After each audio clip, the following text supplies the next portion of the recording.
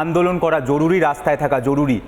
ওই মায়ের জন্য যে মা বলছে তার ওই মেয়ের লাস্ট যে মা চিৎকার তার কাছে পৌঁছায়নি, যার জন্য সে আজও রাত্রে ঘুমোতে পারছে না।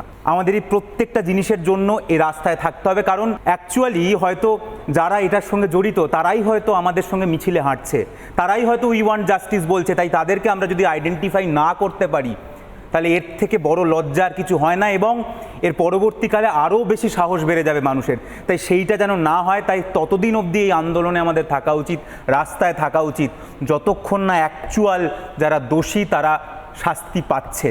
আদারওয়াইজ কিন্তু সব কিছু মিথ্যে হয়ে যাবে। বারবার আশাহত হচ্ছি, আমি জানি না যে কোথায় যাচ্ছে, তবে এইটুকু জানি যে এইবার আমরা যদি শেষ না দেখে বেরিয়ে আসি, যদি একবার ছেড়ে দিই, তাহলে কিন্তু সমস্ত দোষীরা এত আশকারা পাবে, এত সাহস পাবে যে আগামী দিনে এই যে তুমি বললে এরকম ঘটনা, আজকে মেডিকেল কলেজ হয়েছে, কালকে অন্যান্য জায়গায় হবে।